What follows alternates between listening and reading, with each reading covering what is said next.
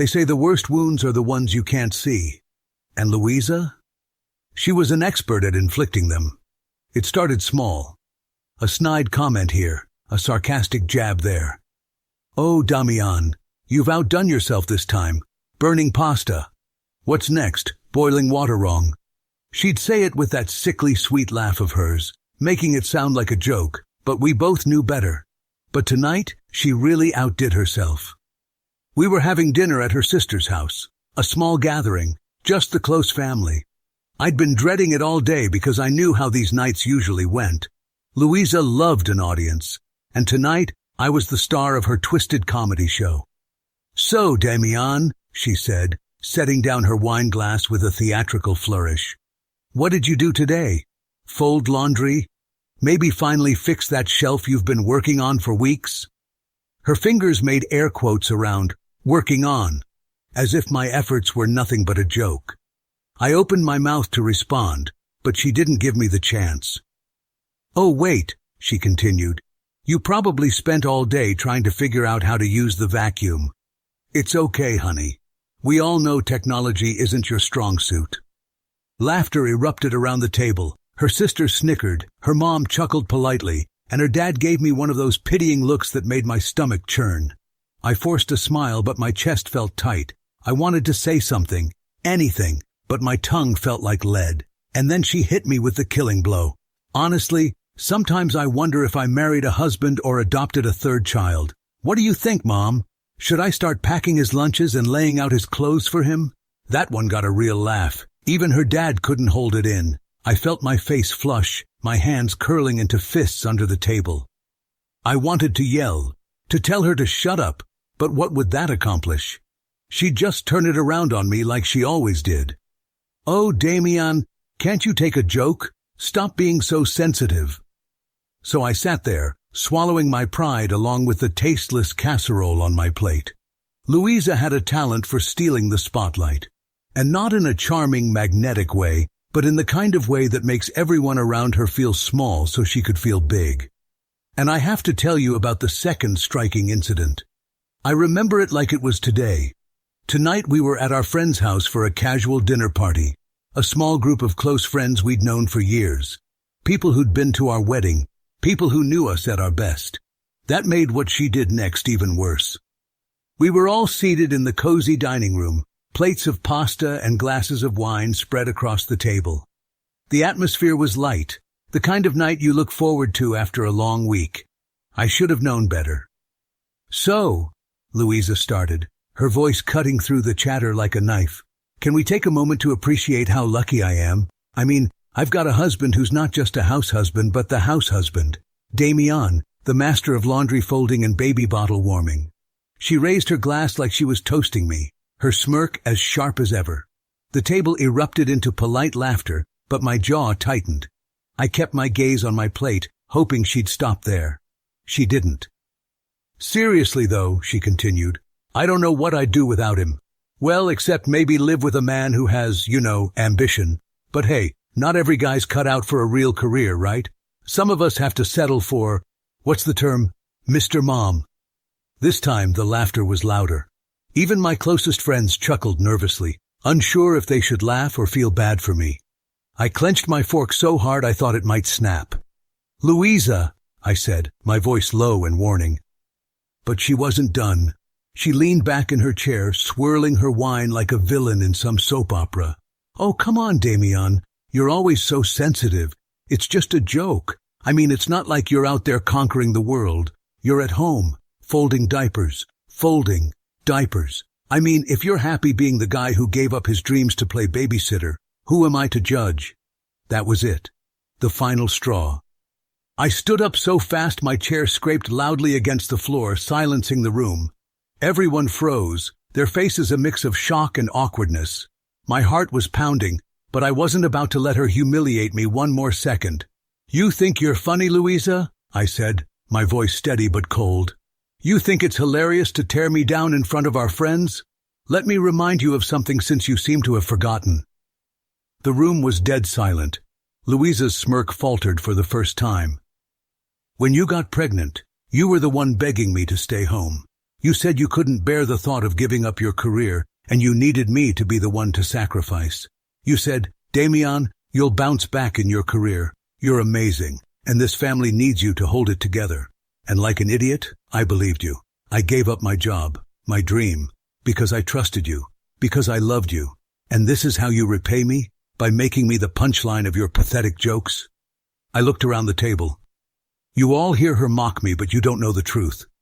I sacrificed everything to make sure her career could thrive. I thought I was doing the right thing for my family. But now, she's turned it into a weapon to humiliate me. And frankly, I've had enough. The room was so quiet you could hear the clock ticking. Everyone stared at Louisa, waiting for her response. For a moment, she just blinked at me, as if she couldn't believe I'd actually stood up for myself. But then, true to form, she went on the attack. How dare you, Damian? She hissed, her face turning red. How dare you humiliate me like this in front of my friends? You're just trying to make yourself look good because you can't handle the fact that you're useless. This isn't about me. It's about you needing to feel like a man for 5 minutes. And you know what? It's pathetic. I stared at her, stunned by the audacity. For a moment, I thought about yelling back, about throwing every bit of anger and hurt I felt right back at her. But then I realized something. It wasn't worth it. She wasn't worth it. Haven't you done enough? I said quietly. This is too far, Louisa. I won't let you do this to me anymore. Without another word, I turned and walked out, leaving the stunned silence and her venom behind me. I came home that night with a pounding headache, my thoughts still replaying everything that had happened at the dinner party. The house was quiet, save for the soft hum of the dishwasher in the kitchen. Thanks so much, Carla, I said, handing a wad of cash to the nanny who'd stayed with the kids while Louisa and I were out. We would sometimes call Carla to help. It would be nice if we could hire Carla on a permanent basis, but you know it's expensive now. No problem, Mr. Damian, she said, slinging her bag over her shoulder. The little ones were angels tonight. Good night. She left, and for a moment the silence felt comforting. But I knew it wouldn't last long. Louisa wasn't the type to let things slide. Sure enough, about 20 minutes later, the front door swung open, and Louisa stormed in, her heels clicking angrily on the hardwood floor. She didn't even bother to take off her coat. What the hell was that, Damian? She snapped, her eyes blazing. Good to see you too, I said dryly, sitting on the couch. Don't start with me, she shot back, her voice sharp. You humiliated me in front of our friends tonight. Do you even realize how out of line you were? I sighed, running a hand through my hair. Humiliated you? Louisa, you've been dragging my name through the mud for months, and I've said nothing. Tonight, I'd had enough. You pushed me too far. She crossed her arms, her stance rigid. I don't drag your name through the mud. They're jokes, Damian. Light-hearted jokes. Maybe if you weren't so sensitive, you'd see that. Jokes? I repeated, my voice rising. You call me a useless husband, a man without ambition, and you think that's a joke? You've been chipping away at my dignity every chance you get, and when I finally stand up for myself, I'm the bad guy. Her face hardened, and she tossed her coat onto the nearest chair. Maybe if you put half as much effort into contributing to this family as you do into playing the victim, we wouldn't be having this conversation. That hit a nerve. I stood up, my frustration boiling over. Contributing to this family? Are you serious right now? You begged me, to stay home when you got pregnant. You didn't want to lose momentum at work, remember? You told me it would just be for a few years, that I'd have no problem getting back into my career later. And I believed you, Louisa. I gave up everything for this family because you asked me to. And now you have the audacity to call me useless? Oh, stop being so dramatic, she scoffed, rolling her eyes. You could have done more. You could have started a business or found a way to make money from home. Plenty of men in your position do that. But no, not you. You're perfectly content playing house husband. I laughed, a bitter, humorless laugh. A business? You want me to start a business when I spend my days cleaning, cooking, and taking care of the kids? Do you even hear yourself? Do you know how much time and energy that takes? You have no idea what I do all day. Maybe if you were more of an alpha, she said, her voice dripping with sarcasm. "You'd figure out how to balance it all. You'd already be successful, and we could afford a full-time nanny. But instead, here we are." Her words hit me like a slap. I stared at her, my jaw tightening. "You're unbelievable," I said, my voice quiet but firm. "You've completely lost touch with reality. First of all, I take small internet projects in my spare time and make a little money. So you're not the only one bringing money into the family. And you know what? You're right about one thing. This can't go on. I can't keep living like this, being torn down every day by the person who's supposed to have my back. Maybe it's time I start thinking about divorce." That stopped her in her tracks. For the first time, Louisa looked genuinely stunned. But it didn't last. Her face quickly hardened again and she crossed her arms.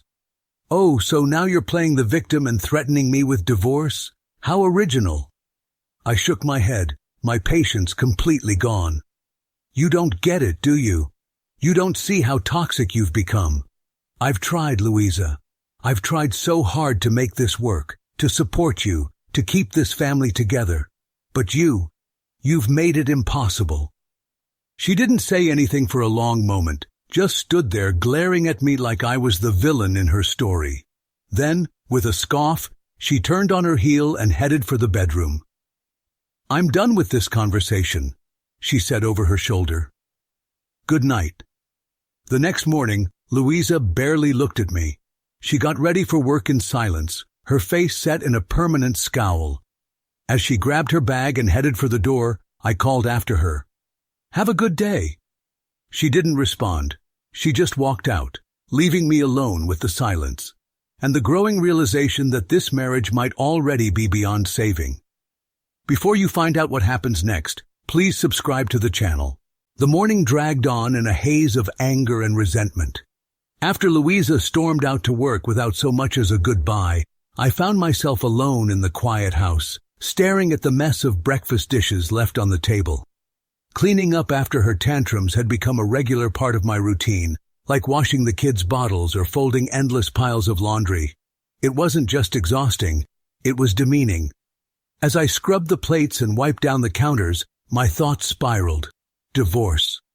The word felt heavy, but it was starting to sound like the only solution. Maybe leaving would finally force Louisa to realize what she'd lost, to see just how much I did for this family. I was tired of sacrificing everything for a woman who treated me like an afterthought, a punching bag for her frustrations. I'd given up my career for her, stayed home so she could thrive in hers. And for what? To be mocked, belittled, and dismissed? My blood boiled at the thought. I cursed the day I agreed to her tearful pleas, to her promises that it was only temporary, that she would never forget the sacrifices I made. Temporary, I muttered under my breath, slamming the dishwasher shut. Yeah, right.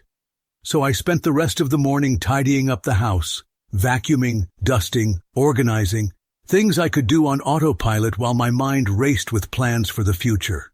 Leaving her wouldn't be easy, but staying was starting to feel impossible. Around noon, I moved into the bedroom to tackle the dust on the shelves and dresser. Louisa's vanity was cluttered with makeup and perfume bottles, each one perfectly placed like they were props in some kind of showroom.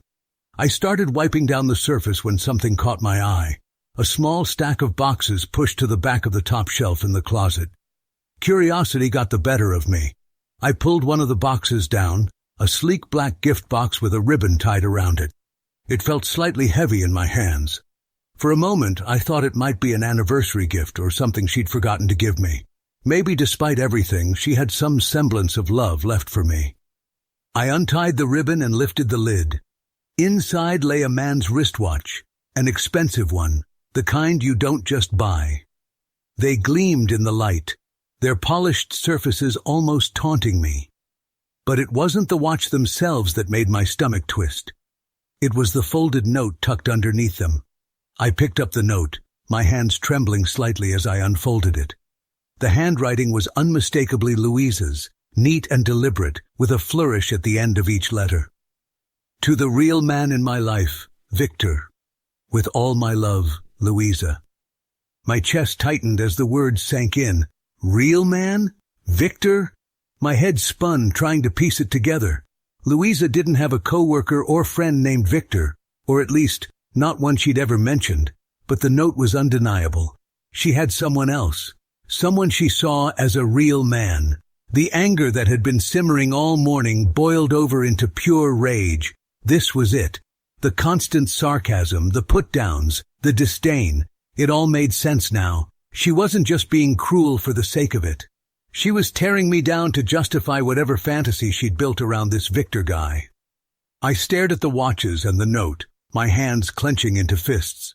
This wasn't just about her humiliating me anymore. This was betrayal on a level I couldn't ignore. Setting the box aside, I paced the bedroom, my mind racing. Divorce wasn't just an option now, it was a necessity. But I wasn't going to rush into it blindly. If Louisa thought she could walk all over me and then waltz off with some other guy, she was sorely mistaken. I needed more proof. Something concrete, undeniable, that would leave her with no way to twist the story in her favor. I wasn't going to let her make me out to be the villain, not after everything I'd sacrificed for her. Taking a deep breath, I tucked the note back into the box and placed it exactly where I'd found it. The time for action had come. Louisa thought she could keep her secrets hidden, but she'd underestimated me. As I closed the closet door, one thing became crystal clear. I wasn't going to be her doormat anymore. The week after the fight was hell. Louisa perfected her performance as the wounded victim, walking around the house with an air of dramatic silence. Every interaction was cold and clipped, and most of the time she just ignored me altogether. It was almost impressive, the way she could make it seem like I was the one in the wrong. If she wanted to play this game, fine. I had bigger things to focus on. My suspicions about Victor were eating me alive. Every time I saw Louisa on her phone, I wondered if she was texting him. Every time she left for work, I wondered if that was where she was actually going. I needed proof, something undeniable, and I wasn't going to get it by waiting for her to slip up. One night when she was in the shower, I saw her phone sitting on the kitchen counter. I picked it up, my heart racing, and swiped up to unlock it. A password screen greeted me, of course. I tried the obvious combinations. Our anniversary, the kids' birthdays, even her parents' wedding date. Nothing worked. She'd changed it. My heart sank as I put the phone back exactly as I'd found it. She was getting better at covering her tracks. That's when I decided to take a different approach. If I couldn't get into her phone, I'd track her another way. The next morning, while she was upstairs getting ready for work, I snuck outside to her car. In my pocket was a GPS tracker I'd ordered online a few days earlier. It was small, discreet, and easy to install. My hands were shaking as I crouched by the car and attached it to the underside of the bumper. When I got back inside, I was breathing hard, my heart pounding like I'd just committed a crime. But it was done. Now I'd know exactly where she was going. A few days later, the opportunity I'd been waiting for finally came. It was a Friday morning, and Louisa was getting ready for work. But something was different. She'd spent an unusually long time in the bathroom, and when she finally came downstairs, she was dressed to the nines. Sleek black dress, high heels, full makeup. She didn't even look this polished when she had meetings with her bosses. "Big day at work?" I asked, unable to keep the edge out of my voice. She didn't answer, just grabbed her purse and headed for the door. "Don't wait up," she said over her shoulder, her tone flat. I stood there for a moment, staring after her. Then a thought struck me. The watches. I ran upstairs to the bedroom, opened the closet, and reached for the box on the top shelf. My stomach dropped when I saw it was empty. "Bingo," I muttered to myself. She was taking them to him. I pulled out my phone and opened the GPS app linked to the tracker on her car. A little red dot marked her location as she drove across town. I watched her route closely, waiting for her to stop somewhere. She had been at work all day. When her working day was over, she did not go home. Around 6 p.m. she did, right in the middle of a busy district filled with restaurants and bars. My chest tightened. This was it. I quickly called Carla. "Hey, can you come over and watch the kids for a few hours? Something urgent's come up." "No problem, Mr. Damien," she said. "I'll be there in 20. Once she arrived, I barely paused to explain. just thanked her and rushed out the door. I drove like a man possessed, the GPS app guiding me to her location. My hands gripped the steering wheel so tightly that my knuckles turned white. When I pulled into the parking lot of a fancy Italian restaurant, I immediately spotted her car. It was parked neatly in the corner, her vanity plate shining under the dim streetlights. I sat there for a moment, staring at her car, my heart pounding in my chest. I knew what I had to do, but that didn't make it any easier. Taking a deep breath, I killed the engine, stepped out of the car, and headed for the restaurant entrance. As I stepped into the dimly lit restaurant, a wave of nervous energy surged through me. The soft murmur of conversations, the clinking of glasses, the faint notes of a piano in the background. It was all a blur. My focus was razor sharp, honed on one mission, finding Louisa. The hostess greeted me with a polished smile. "Table for one?" "Yes, please," I said, my voice steady despite the storm brewing inside. By some miracle there were open seats, and she led me to a small table in the corner. "Can I get you started with anything?" she asked, placing the menu in front of me. "Just coffee," I replied, not even glancing at the menu. I sat down, my eyes scanning the room as I pretended to adjust my phone. Couples leaned close over candlelit tables, friends laughed and clinked glasses, waiters weaved between the tables with practiced grace. And then I saw her. Louisa was at the far end of the room, seated at a small, intimate table for two. She wasn't alone. Opposite her sat a man who could only be Victor. He was tall, well-dressed, and oozed the kind of smug confidence that made my stomach churn. They were leaning toward each other, their body language casual but intimate. I froze for a moment, my pulse pounding in my ears. Then, slowly, I raised my phone and snapped a few photos. My hands were shaking, but I managed to get clear shots of them talking, laughing, and, of course, holding hands across the table. I watched as Louisa reached into her bag and pulled out a small, familiar box. My jaw clenched as she slid it across the table to Victor, who opened it with a grin. She smiled, like she hadn't done in years, as he pulled out the watches I'd found in the closet. And then it happened. Louisa leaned forward, and Victor met her halfway. They kissed, right there in the middle of the restaurant, like they didn't have a care in the world. I snapped more photos, my anger boiling over with each one. This wasn't just betrayal. It was a slap in the face, a public declaration that I didn't matter. I couldn't take it anymore. My patience, my restraint, my calm, they were all gone. I stood up, slipped my phone into my pocket, and walked across the room, my steps deliberate and steady. When I reached their table, I pulled out the empty chair and sat down like I belonged there. "Evening," I said, folding my hands on the table. Louisa's face drained of color as her eyes locked onto mine. She looked like she'd seen a ghost. "Di Damian?" she stammered, her voice barely a whisper. "What? What are you doing here?" Victor's reaction was just as priceless. His confident smirk vanished, replaced by a look of confusion and discomfort. Who the hell are you?" he asked, glancing nervously at Louisa. I leaned back in the chair, letting the silence hang for a moment before answering. "I'm Damian, Louisa's husband." The words hit the table like a sledgehammer. Victor blinked, his jaw tightening. "What kind of sick joke is this?" he muttered, looking at Louisa, who was now visibly trembling. "It's no joke," I said sharply, my gaze drilling into Victor. "But don't worry, I'm not here for you. I want to hear what Louisa has to say." Louisa's mouth opened and closed like a fish gasping for air.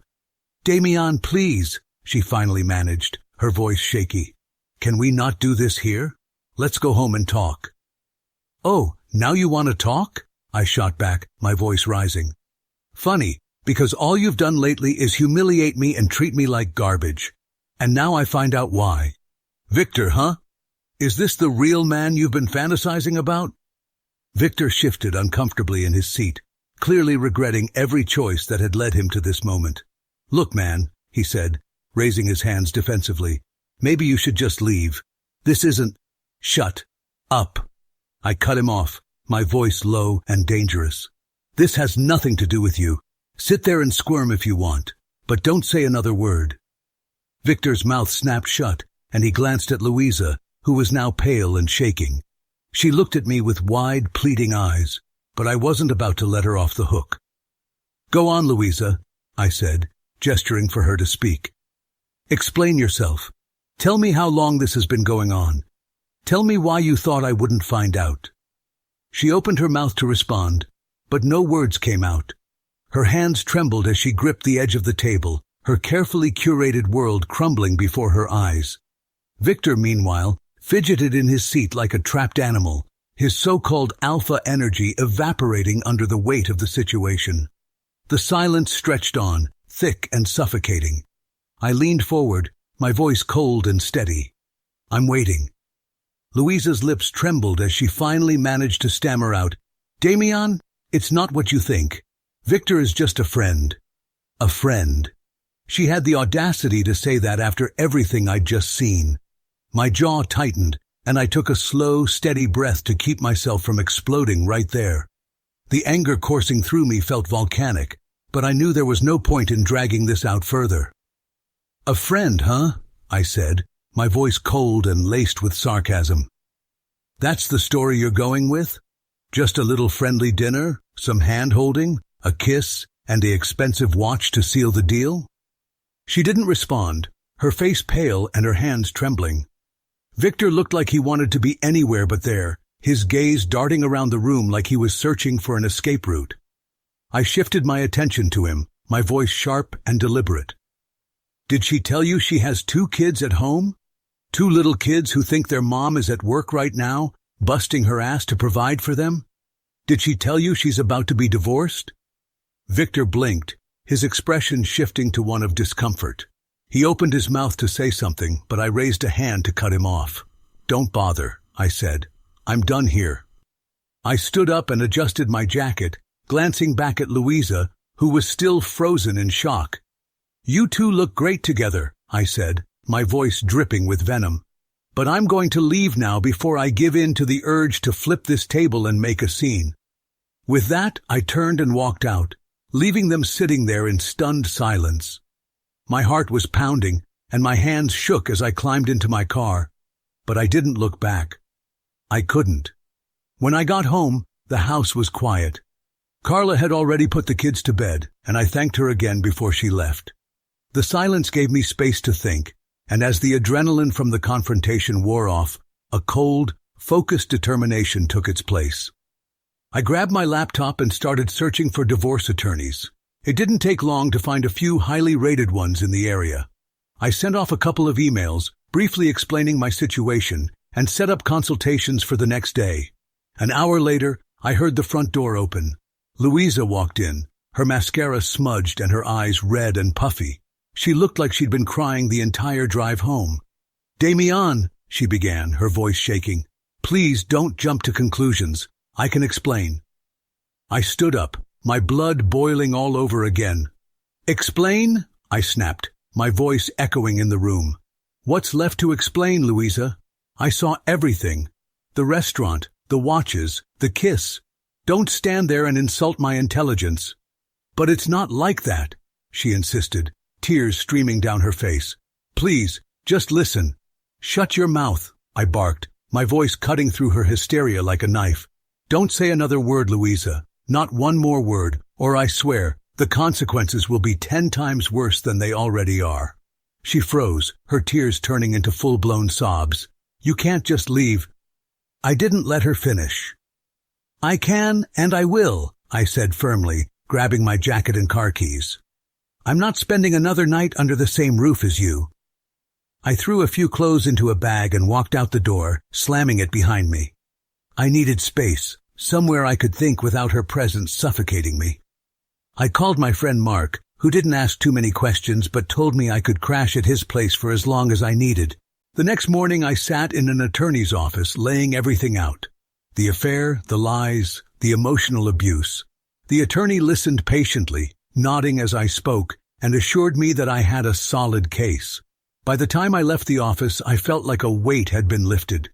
The wheels were in motion, and there was no turning back. A few days later, Louisa was served with the divorce papers. She called me, screaming and crying, but I didn't answer. I didn't owe her any more of my time or energy. Instead, I made a few other calls, to Louisa's family and to our mutual friends. I told them the truth, every ugly detail. "We're divorcing," I said plainly.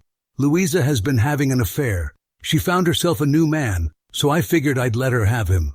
The reactions varied, shock, anger, awkward silence, but I didn't care. They deserved to know the truth. Louisa could spin her lies all she wanted, but I wasn't going to let her rewrite the story. The divorce proceedings began sooner than either of us had anticipated. Louisa wasted no time in playing the victim, spinning a narrative that painted me as a lazy, unmotivated husband who contributed nothing to the family. During our first meeting with the lawyers, she sat across the table from me, her face composed but her words sharp. "I've been the one holding this family together," she said, her voice steady and calculated. "I've worked tirelessly to provide for our children while he stayed home, doing the bare minimum. Now he wants to punish me for his own failures." I clenched my fists under the table, forcing myself to stay calm. Her words were a dagger, but I'd come prepared. "My so-called failures are the sacrifices I made for this family," I countered, my voice firm but controlled. "Louisa begged me to stay home when she got pregnant.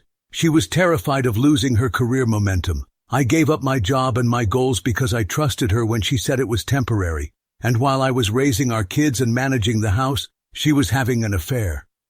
Louisa's lawyer shifted uncomfortably, and I slid a folder across the table.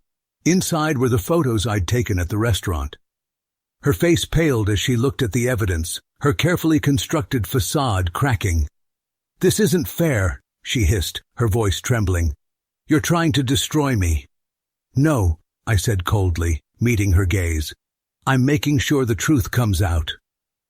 The proceedings dragged on for months, but my evidence and the support of a few friends who'd seen Louisa's true colors helped tip the scales. Her claims of being the sole provider fell flat when my lawyer presented proof of the freelance work I'd been doing to contribute financially, even while managing the house and kids. In the end, the divorce was finalized with a relatively even split of assets and shared custody of the children. Louisa would have them during the week, and I'd have them on weekends. It wasn't ideal, but it was fair. Her parents, predictably, sided with her. They offered her their full support, even moving closer to help with the kids in the house. I didn't resent them for it. They were doing what any parents would do, but it stung nonetheless. After the divorce, I packed up my things and moved into a modest apartment across town. It wasn't much, but it was mine. The first priority was finding a steady job. I reached out to old contacts and managed to land a position at a growing tech company. It wasn't glamorous, but it was a start. And as I got back into the rhythm of working, I found a renewed sense of purpose. The long hours and challenges didn't bother me. They were a welcome distraction from the chaos of the past year. But I didn't stop there. I'd always had an interest in online businesses, so I started a small project on the side, a website offering digital tools and resources for freelancers. It began as a hobby, something to fill the evenings when the kids weren't with me. But to my surprise, it took off. Within a year, it was generating enough income that I could consider leaving my job and focusing on it full-time. Louisa, on the other hand, was struggling.